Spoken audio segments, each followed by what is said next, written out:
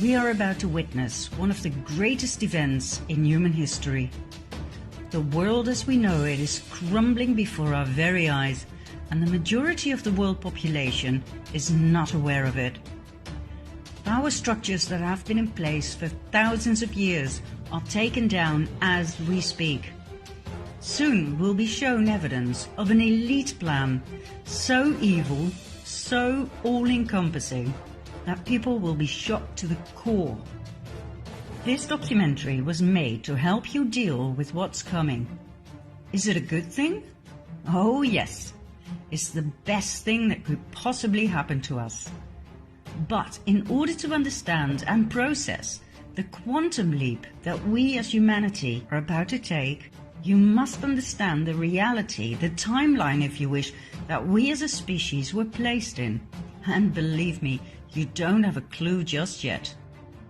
The evil I mentioned has been working behind the scenes so intelligently, so brilliantly, that hardly anyone ever noticed a thing. What I'm going to do is first of all give you a short overview of things that made me go, things that made me decide to start digging for the truth. We'll take it from there, shall we? Are you ready? Join me on a journey down the rabbit hole. Let's start with the recent forest fires, for instance in California.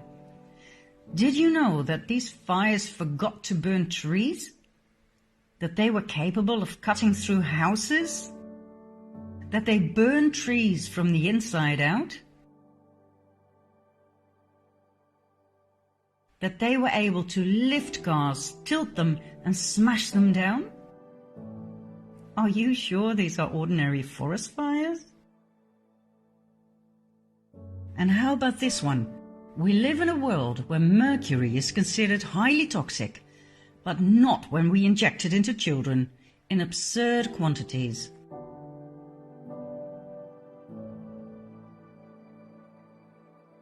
No doubt you've heard about chemtrails. Denied by our governments for a long time, but recently acknowledged and referred to as geoengineering aerosols. They are sprayed into our atmosphere to protect us from global warming. The thing that makes me go however, is the fact that we're sprayed with heavy metals, which are stored in our brains, where they have proven to cause Alzheimer and Parkinson's disease. And did you know that in many countries, among which my own Holland, we have to explicitly say no to organ donation, for if we don't, our organs will be property of the state as soon as we are declared brain dead? The last time it was arranged this way by law was during the Nazi occupation.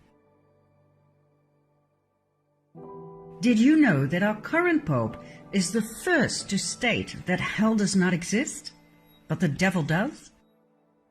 Isn't it weird that the Vatican's audience hall is full of references to reptilians, snakes, serpents?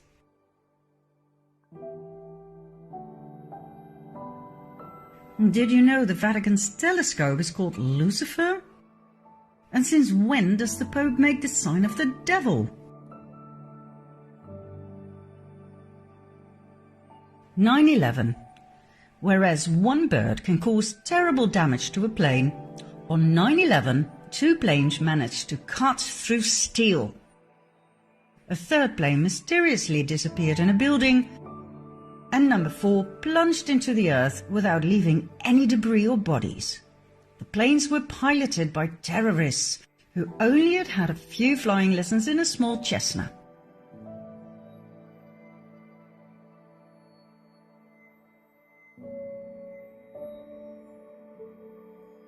Then there are the horrid attacks on innocent people, in which the same victims can survive up to 3 different attacks.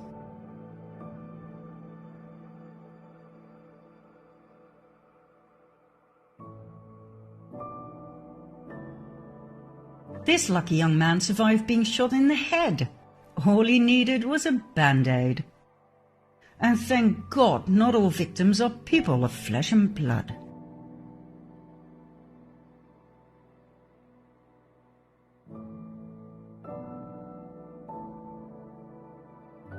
What do you think about this one? Are you a parent?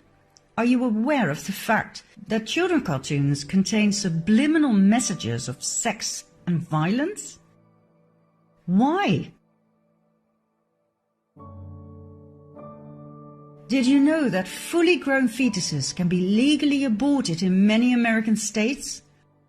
That advocates of full-term abortion state that unborn babies cannot feel pain?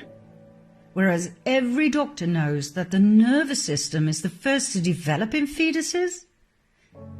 Is abortion of a fully grown baby not the same as murder? Okay, let's have a look at the migrant caravan.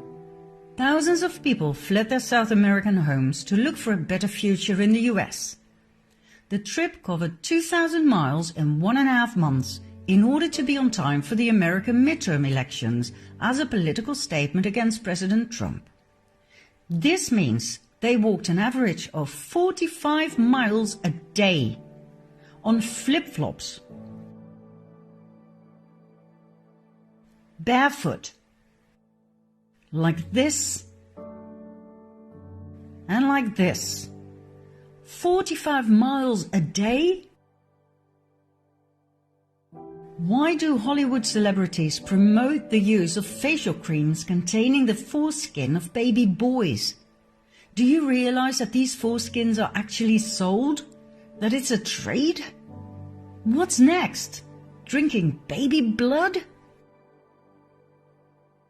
Now, I'm going to give you 5 more, although I could go on forever. Counting down, number 5. Did you know that diseases such as AIDS, Zika, SARS, and Ebola are actually patented? Do you know when something is patented? When it's man-made. Man-made diseases, are you kidding me? Number 4. Your cell phone, laptop, tablet, and your TV contain spyware that works 24/7, no matter whether your device is switched on or off. This means you are constantly being monitored. Each and every conversation, whether at home or at work, is recorded. Why? And by whom? Number 3. In 2018, Monsanto, known for its genetically modified seeds and crops, plus its poisonous weed killer Roundup, was bought by Bayer, a chemical giant that produces mostly poison.